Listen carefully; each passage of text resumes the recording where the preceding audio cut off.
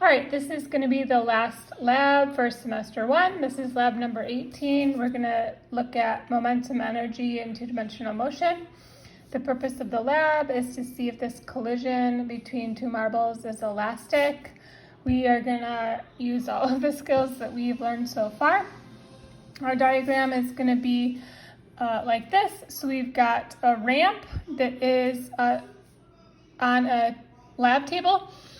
The ramp has a certain height, and there is a place to hold a marble at the top of the ramp and a place to put a marble at the bottom of the ramp. So things we're going to measure, or equipment we're going to use, is the ramp, a meter stick, a scale, and some carbon paper. Measurements we're going to collect are the mass of each marble. We're going to put the heavier marble as M1 and the lighter marble is M2. We're going to measure the height of my table and call that big H.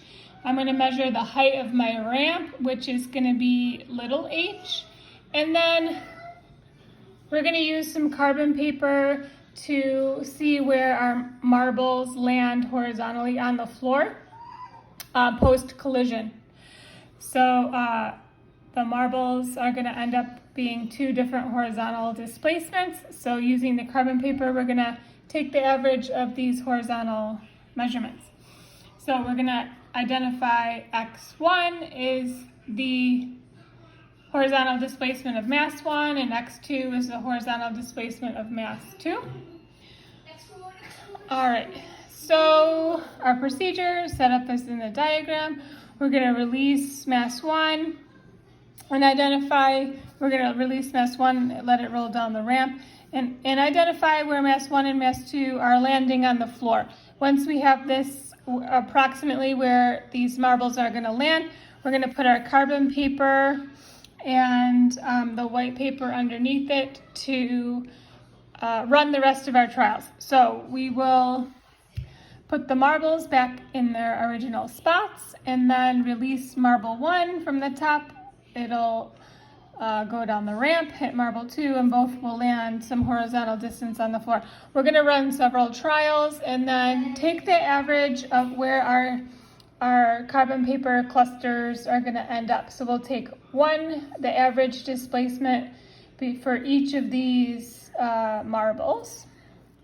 So there is actually, besides the average for the displacements, really we're just taking a bunch of measurements here. So the height of your ramp, the height of the table, the mass of the heavier marble, the mass of the lighter marble, the displacement of M1, the horizontal displacement of M2. When you do your calculations, you need to use these identifiers so that I can follow what you're doing.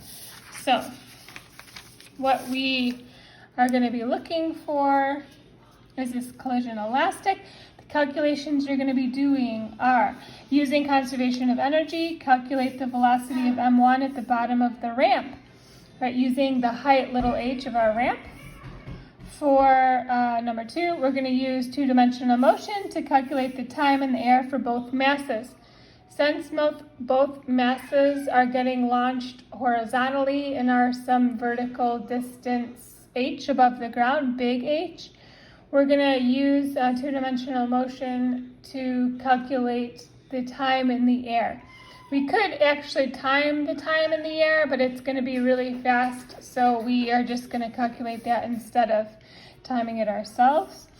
Then we're going to use two-dimensional motion to calculate the velocity of each marble as it leaves the ramp. This is a horizontal velocity. There is only horizontal velocity when the marbles leave the ramp. When I make the video to collect our data, you'll see this in the video. Excuse my cat, he is so desperate to go outside. All right, and then our 4th calculation, so there's going to be 2 calculations for number 3 for both marble. For number 4, we're going to find is the momentum right before the collision. So as M1 is down at the bottom of the ramp, right before it hits M2, is this momentum the same as the post-collision momentum? So we're going to use the velocities that we calculated from question number 3 and solve for our momentum post-collision.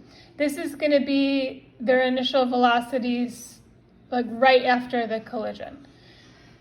So we have to be specific about what we're calling our velocities, because both of these marbles, now that they're in free fall, are going to accelerate at g, and their velocities are going to increase in the negative direction.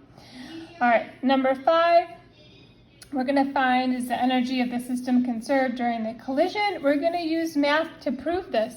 And I know on a previous one that we did, students said yes, the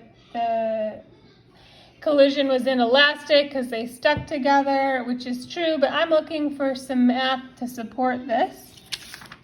And these are going to be the calculations we're going to use. So we're using conservation of energy to find the velocity of m1 before the collision. We're going to use the time in the air with the height of the table to get our time in the air. We're going to use our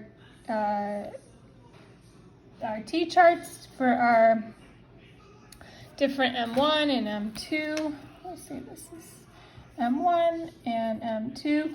They're both starting with no vertical velocity. They're both accelerating at -10. They're both going from the same height. So this height here, the same height that you're using here. The time in the air is what you're calculating here. So you can put that time here and here, right? Because it's going both horizontally and vertically. And then we're going to use our velocity is equal to displacement divided by time to give us our initial horizontal velocity.